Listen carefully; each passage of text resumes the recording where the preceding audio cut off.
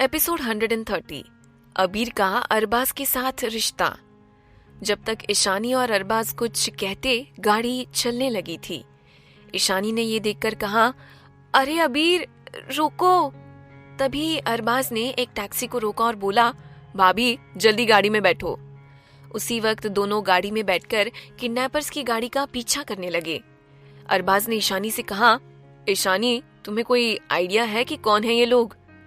नहीं अरबाज, मुझे बस इस बारे में कुछ मालूम नहीं है। कोई बात नहीं, बस पुलिस को फोन करो और हमारी लोकेशन उनसे शेयर कर दो। हम अबीर को कुछ नहीं होने देंगे। ये कहकर वो गाड़ी तेज चलाने लगा। ईशानी ने पुलिस को फोन करके सारी बात बता दी। किडनैपर्स की गाड़ी शहर के बाहर एक संकरी सी गली के पास रुकी।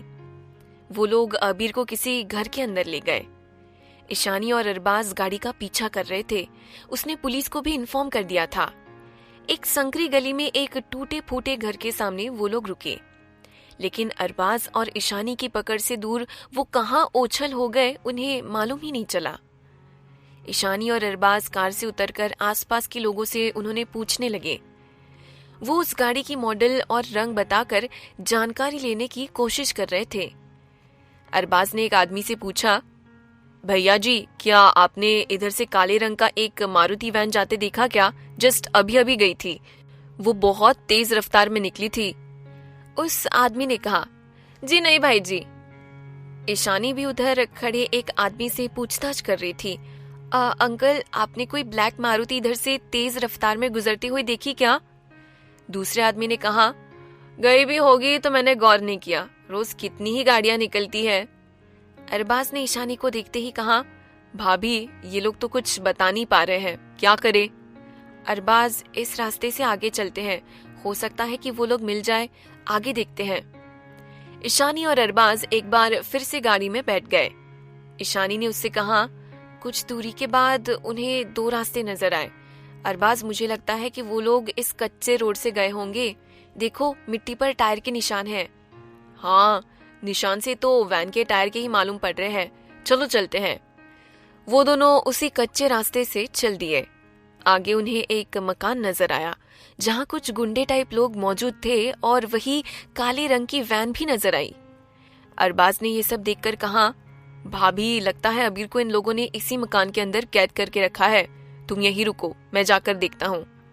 एक मिनट अरबाज, तुम ऐसे कैसे अकेले जाकर क्या कर पाओगी? हो सकता है उनके पास हथियार हो और वो बहुत सारे भी होंगे। रुको, मैं पुलिस को इस जगह के बारे में बताती हूँ, क्या पता वो हमारा लोकेशन फॉलो कर पा रहे हैं या नहीं। एक बार कॉल करके उनको सीधे सीधे रास्ता बता देते हैं। हाँ, ये सही रहेगा। ये कहकर अरबाज रुक गया। ईशानी ने पुलिस को एक बार फिर कॉल किया और उन्हें रास्ता बताया। लगभग 15-20 मिनट में पुलिस वहां हाजिर थी। ईशानी, अरबाज और पुलिस ने एक साथ वहां जाकर हल्ला बोल दिया। ईशानी ने खुद को सेफ जोन में रखा हुआ था। अरबाज पुलिस वालों के साथ उन गुंडों से भिड़ गया। कुछ मिनट तक एक्शन हुआ। उन गुंडों के पास नुकीले हथियार भी थे, मगर पुलिस ने उन सब पर काबू पा लिया था। इंस्पेक्टर ने उनसे कहा, कोई अपनी जगह से नहीं हिलेगा, हमने हर तरफ से इस एरिया को घेर लिया है। किसी ने जरा सी भी हिलने की या कोई भी चालाकी करने की कोशिश की तो वो हमारी गोली का शिकार बन जाएगा। इसलिए समझदारी इसी में है, सब अपने अपने हाथ ऊपर करके चुपचाप गिरफ्तार हो जाएं। पुलिस ने जब उन गुंडों को पकड़ा तो पता चला कि ये किडनैपिंग का प्लान अरबाज के लिए रचा गया था। लेकिन उन गुंडों से एक बार फिर पहचानने में गलतफहमी हो गई और वो गलती से अबीर को उठा लाए थे। अरबाज ने ये सुनकर हैरानी से कहा, मेरे लिए क्यों? तभी गजेंद्र सिंह उर्फ शहंशाह ने कहा, क्योंकि मैं तुम्हारी पूरी जायदाद चाहता था, तुमसे प्रॉपर्टी पेपर्स पर साइन कराकर तुम्हें मार देना चाहता था। उसे देखकर पुलिस ने कहा, ये तो कहीं अंडरग्राउंड हो गया था ना, हमें इसकी काफी टाइम से तलाश थी, अब तो इसे जेल की हवा खिलाएंगे। अरबाज ने उसे देखकर कहा, मैंने तुम्हें अपने पिता से बढ़कर माना था, लेकिन तुमने तो मेरे पिता को ही मार दिया था। पैसों और जायदाद के लिए अपने सगे भाई को मार दिया और आज अपने भतीजे को मारने के लिए प्लानिंग कर बैठे थे। छी छी, एक नंबर के कमीने और हरामी हो तुम। गजेंद्र सिंह को कुर्सी में बैठा दिया गया था और पुलिस उससे इकबाल जुर्म करा रही थी। बाकी सारे चेले चपाटों को धरकर जीप में भर लिया गया था। अरबाज अपने चाचा का एक घिनौना रूप देख रहा था जो उनके भोले भाले सूरत के पीछे छुपा हुआ था। अरबाज ने उनसे पूछा, बताओ तुमने ऐसा क्यों किया? शहंशाह ने उसे देखकर गुस्से में कहा, पैसों के लिए। तेरे बाप को भी मैंने इसी चक्कर में मारा था। बचपन से ही भाई साहब मुझसे हर चीज में आगे थे। मेरे बाप को मेरा भाई ज्यादा पसंद था। वो मुझे कम और भाई साहब को ज्यादा प्यार करते थे। पढ़ाई में अव्वल, सीधा साधा, शरीफ, कामकाजी था और मैं उनसे पीछे। उन्हें बिना मांगे सब मिल जाता था और मुझे मांगने पर भी नहीं मिलता था। धीरे धीरे मुझे अपने भाई से पहले जेलसी हुई, फिर मैं उससे आगे निकलने की कोशिश करने लगा। मैं उससे नफरत करता था। बाप ने प्रॉपर्टी की सारी बागडोर भाई साहब को सौंप दी और मुझे छोड़ दिया उनके नीचे काम करने के लिए। वो जी रहे थे शान से राजाओं की तरह, जब जो चाहिए हासिल कर लेते थे। मगर मुझे अपने लिए कुछ भी चाहिए होता था तो मुझे उसके आगे झुककर मांगना पड़ता था हर बार। मैं चाहता था कि मैं अपने बड़े भाई साहब को दुनिया से अलविदा कर दूं, लेकिन वो शादी कर साल भर के लिए विदेश चला गया अपनी पत्नी को लेकर, जिससे मेरा उन्हें मार देने का प्लान फ्लॉप हो गया। जब वो वापस आए तो पता चला कि उनकी पत्नी प्रेग्नेंट थी। बस एक अच्छा मौका तलाश कर रहा था मैं। हॉस्पिटल में जब डिलीवरी का टाइम आ गया तब मैंने वहां के एक नर्स को पैसे देकर भाभी के बच्चे को किडनैप करवाया और फिर मेरे आदमी को उस बच्चे को कहीं फेंक देने को कहा। लेकिन मेरी किस्मत खराब थी। मुझे नहीं मालूम था कि भाभी को जुड़वा बच्चे हुए थे और एक बच्चा वहां था, दूसरा अंदर नर्स और डॉक्टर्स के बीच था। मुझे लगा कि मेरा कांटा साफ हो गया, जायदाद का वारिस गायब हो गया, लेकिन बाद में भाभी दूसरे बच्चे के साथ मौजूद थी। जिस दिन मैंने अरबाज की जगह अबीर को किडनैप कर लिया, उस दिन मुझे मालूम हुआ कि अबीर वही बच्चा है जिसे मैंने फेंक देने को कहा था।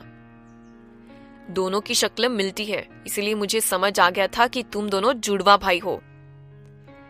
ये सुनकर अबीर और अरबाज एक दूसरे को देखने लगे। दोनों के मन में भाईचारा वाला प्यार उमड़ने लगा। अरबाज ने उससे फिर पूछा, तुम्हारा आदमी कौन था? क्या नाम था उसका? तभी किसी ने पीछे से कहा, मैं बताता हूं।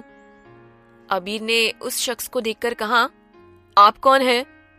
मैं वही हूं जिसने 30 साल पहले बेंगलोर के उस अस्पताल में जहां भाभी को एडमिट किया था उनके डिलीवरी के वक्त, और फिर उनका बच्चा लेकर प्रकाश और सुनैना जी के घर के दरवाजे पर एक टोकरी में रख दिया था। मेरा नाम संजय है और मैं तुम दोनों के पिता का मित्र था।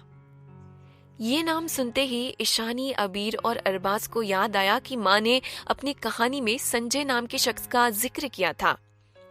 संजय ने आगे कहा, मैं उस वक्त हॉस्पिटल में मौजूद था। तभी मैंने किसी की खुसर फुसर सुनी। मैंने इस गजेंद्र की बातें सुन ली थी जब वो नर्स से बच्चे को किडनैप कराने की बात कर रहा था। ये कहते हुए वो अतीत में चला गया। फ्लैशबैक। एक आदमी नर्स से कह रहा था, सुनो, तुम उस बच्चे को चुपचाप लेकर आ जाओ और मुझे सौंप दो। बदले में मैं तुम्हें अच्छा खासा रुपया दूंगा। लेकिन आप सब ये क्यों कर रहे हैं? ये जानना तुम्हारा काम नहीं है। ये लो, पूरे 5,000 रुपए है। मुझे लगता है ये बहुत है इस 2 मिनट के काम के लिए। ठीक है, आप उधर कॉरिडोर में रहना, मैं लेकर आती हूँ। ठीक है। ये कहकर नर्स वहां से चली गई। उसके बाद मैंने उस पर नजर रखी। उसी वक्त गजेंद्र किसी के साथ फोन में बिजी हो गया था। जैसे ही नर्स आई, इससे पहले कि वो गजेंद्र के पास जाती, मैंने उससे गजेंद्र का आदमी बनकर बच्चा आसानी से ले लिया। मेरी बातों से उसे लगा कि मैं सच में उसी का आदमी हूँ। वो मुझे बच्चा सौंपकर वापस अपने काम में चली गई। जब गजेंद्र वापस आया तो उसे वहां कोई नहीं मिला। वो खुद से वार्ड में चुपके से घुसा और देखा कि वहां कोई बच्चा नहीं था। उसे लगा कि नर्स ने बच्चा ले लिया है। वो वापस निकल आया। वो नर्स को देखने के लिए गया था। उसे वहां से जाते देख मैं वापस से वार्ड की तरफ जाने लगा, लेकिन मैंने देखा कि वहां एक और बच्चा था। 2 नर्स अभी अभी उसे वहां रख रही थी और आपस में बात कर रही थी कि एक और बच्चा कहाँ है। मुझे इससे मालूम हुआ कि उन भाभी को जुड़वा बच्चे हुए थे और मैंने इस बच्चे को वापस रखने की वजह इसे अपने साथ ही लेकर हॉस्पिटल से बाहर आ गया। मुझे लगा कि इस बच्चे को क्यों ना मैं सुनैना भाभी की गोद में दे दूं। उन्होंने अभी अभी एक बच्ची खोई थी और उन्हें दोबारा माँ बनने का सुख भी नहीं मिलने वाला था। इसलिए मैंने फैसला किया कि मैं ये बच्चा जो मेरे गोद में था, मैं उसे उनके दरवाजे के पास छोड़ दूंगा। और मैंने वैसा ही किया। Present time. इसी बीच रिद्धिमा और सुनैना जी भी वहां हाजिर हो गई थी। दरअसल रिद्धिमा ने ईशानी को कॉल किया था कि सब अचानक कहाँ गायब हो गए। तभी ईशानी ने बताया कि कुछ लोगों ने अबीर को किडनैप कर लिया और वो दोनों उन किडनैपर्स का पीछा कर उनके अड्डे में पहुंच गए हैं। ईशानी ने अपना लोकेशन शेयर कर दिया था। सभी वहां मौजूद थे। सुनैना जी की नजर संजय पर पड़ी। दोनों ने एक दूसरे को देखकर पहचानने की वो कोशिश करने लगे। सुनैना देवी संजय को पहचानते हुए कही, क्या आप संजय भाई साहब हैं? जी भाभी जी, मैं ही हूं। इतने सालों बाद। और फिर संजय ने सुनैना जी को बताया कि उस रात किसने उनके दरवाजे के पास बच्चा रखा था। ये जानकर सुनैना जी की आंखों में आंसू आ गए थे। सुनैना देवी ने उससे कहा, लेकिन संजय भाई साहब, फिर अचानक कहाँ गायब हो गए थे आप? कोई कॉल नहीं, कुछ नहीं, और आज अचानक यहाँ कैसे? संजय ने उन्हें बताते हुए कहा, मैं तुम्हारे पिता विजय ठाकुर को गजेंद्र की असलियत बताना चाहता था कि उनका भाई गजेंद्र उनकी जायदाद हड़पना चाहता है। मगर इससे पहले मैं उन्हें कुछ बता पाता, मुझे मालूम चला कि तुम्हारे पिता का एक्सीडेंट हो गया। मुझे शक था कि ये एक्सीडेंट जरूर किसी ने करवाया था। मैं गजेंद्र को ढूंढने लगा। मैंने देखा कि वो डॉक्टर से कुछ बातचीत कर रहा था। मैंने चुपके से सुनी और वो देख लिया। वो उन्हें मोटी रकम देकर अपने ही बड़े भाई साहब को मरवाने का प्लान कर रहा था। वो चाहता था कि उनका इलाज न किया जाए ताकि वो मर जाए। लेकिन तब मुझसे रहा नहीं गया। मैंने सोचा मैं क्या करूं। अचानक मेरा फोन बज उठा और गजेंद्र ने मुझे देख लिया।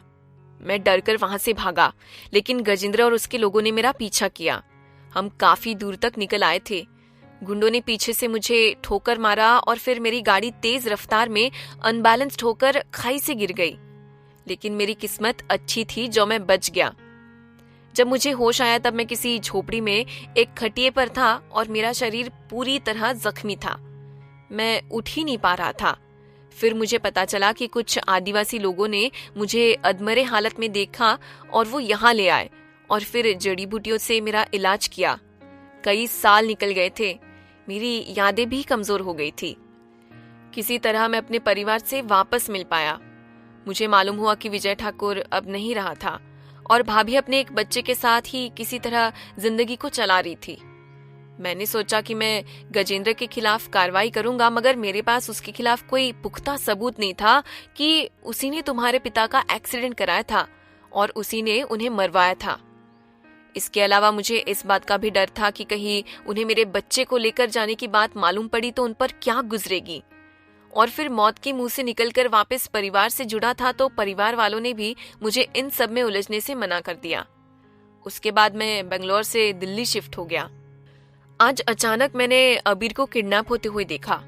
फिर मैं कुछ और सोचता या ध्यान नहीं देता, मगर फिर ये अरबाज आया और फिर मुझे लगा कि एक ही शक्ल के दो लोग। मैं भी पीछे पीछे यहाँ तक आ गया और आखिरकार मेरा आना व्यर्थ नहीं था। ये अजीब संजोग है, अचानक से हम सब एक साथ यहाँ मौजूद हो गए और सारी पुरानी छुपी हुई बातें आज सामने आ गई।